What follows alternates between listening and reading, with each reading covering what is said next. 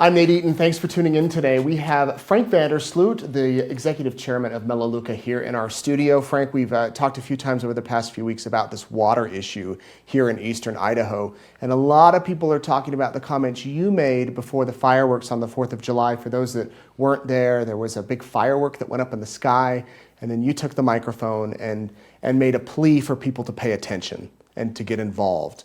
And I believe that's why you're here today. To talk about that message and what people need to know. But I'll let you explain. Why did you decide to follow up today with this important message? This is a real important topic for our entire region. I think every single life, every single family is going to be impacted by agreements that are being made between two groups of farmers. The governor's office, the Department of Water Resources, and to be fair with the governor, but it's really the Department of Water Resources that works in the governor's office. And the reason I think it's fair to call the governor attention to this is because he appoints those folks. He can fire those folks. He can direct those folks. They may or may not do what he asks, but they're free agents. But he surely has influence.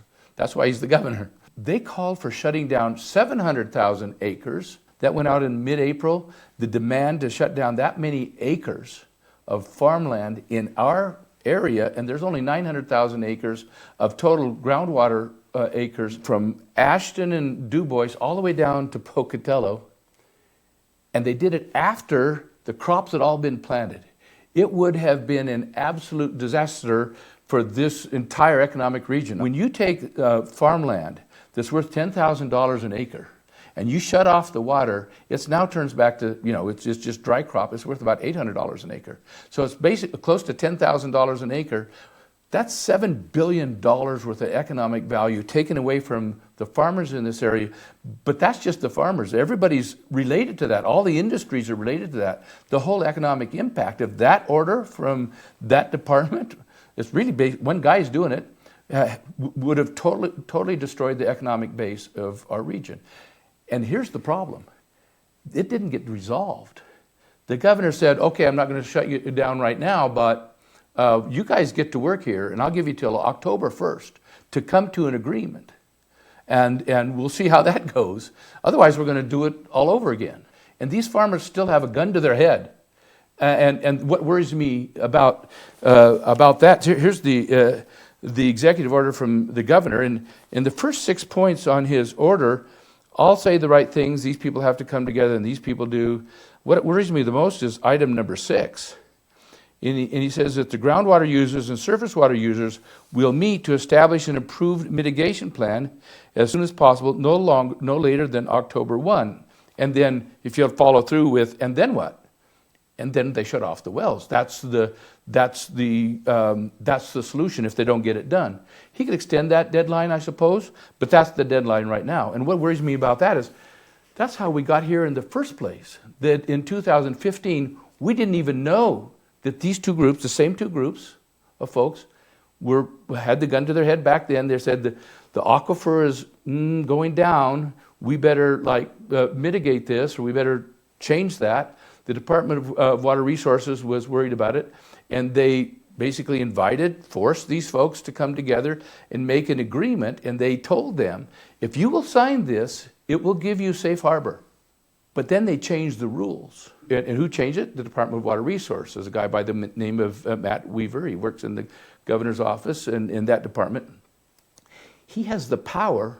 He's the water czar. And the courts have given him the power to make all kinds of changes, interpretations of the law, and he changed the rules so that the agreement that these folks made caused this kind of a disaster. And they've always been able to do what they call averaging, which means you put the water in on a good water year, and then if you have a bad water year, that you put in is like a bank account. It's a savings account. We put all this water in. Now we're a little short of water, but we put all that water in. That counts to our favor. Just arbitrarily, the Department of Water Resources said, thanks for putting in all of that water, all of these years. And sorry, we're not going to let it count to your favor. So that's what's turned this whole apple cart upside down. And now, folks got to step forward and solve this, or this whole economy crashes. You referenced the governor's executive order Protecting Idaho Water and Sovereignty Act, which he held a news conference in Pocatello that we covered, and you can go back and watch that. You said folks need to step up to get this solved. In your eyes, what does that mean? Everybody's got to work together. The problem is that our farmers, when I say our farmers, the farmer in this region from Pocatello all the way up to Ashton, they don't have anything to negotiate with. The governor's saying, you guys sit down, you figure it out. All of our business leaders, all the Chamber of Commerce, all the mayors of all the cities, the county commissioners, and the public need to send the message to the Department of Water Resources. This is our economy you're dealing with here. Back in 2015, we didn't even know they were making that agreement. Did you guys know? Did East Idaho News know? Well, we weren't around back then, but if okay, all right. So you weren't here. Yeah, but we didn't know. No, but nobody else knew. The press didn't know. So so you weren't in town. So we didn't know. I didn't know. Nobody else knew. This time we know. We know it's happening. I'm not suggesting that we should get involved with the negotiations. I don't think that works. But we ought to be paying attention to listen to our farmers, and if they say we got something we can live with now, we're going to stay in business. Then we can say, okay, then good for you. But if they don't get there, then we've got to call on the governor and the legislature to step in and help solve this problem. I would give this message. So, in the answer to your question, depending who you're talking to the industry leaders, I would say reach out, pay attention, get educated, find out how this will impact your business, and make yourself known that you're interested in how this turns out, and plead with the legislature to get involved. If these guys don't come to an agreement that they can live with, let them know that we've got their backs.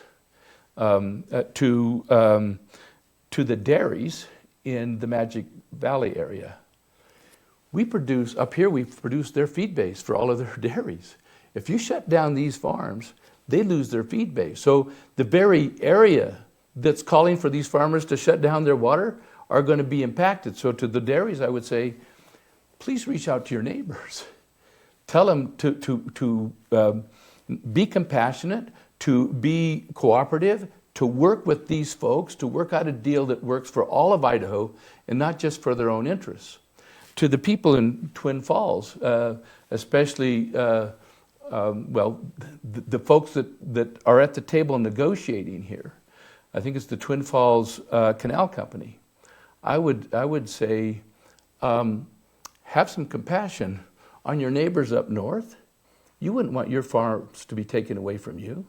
You don't want to shut down your farms. And I don't believe that most of the farmers that are involved in that coalition really want to be involved with shutting down hundreds of thousands of acres of farm ground to the north. So I would call on them to get involved in their negotiations, and whoever's pulling the strings on that deal, to have them rethink. Now, one very interesting thing about that is their attorneys are the same attorneys that Idaho Power have, the very same outfit. And so that means they're in line with Idaho Power. And if that's who's pulling the strings here, and there's some indication that's exactly who's pulling the strings, why would they have the same attorneys?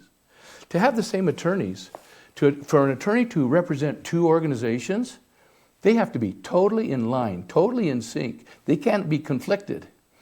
And I can't imagine how they're totally in line. I can see how Idaho Power will benefit if all this water stays in the aquifer and then comes out in these springs in the river and then goes downstream over the dam. I see how they benefit. But I don't see how the Twin Falls people benefit from that. And so to those people, I would say, reassess the advice you're getting. And do you really want to be a part of that? Because you're affecting a lot of lives. To the local farmers, I would say, work together to come up with some other solutions. There's a lot of water being wasted. There's a lot that could be done. I mean, I've heard several proposals that I'm a novice. I'm trying to get myself up to speed with these things, but they sure make sense to the experts. It's the experts that are telling me how to solve things. It's different. It would be changing the rules. So to the legislature and the governor, I would say, please take the time, go to the effort. It's a heavy lift, but look at some of these solutions and see what what laws we have to change, so that we can build in some of these protections, these management requirements, so that we manage our water better.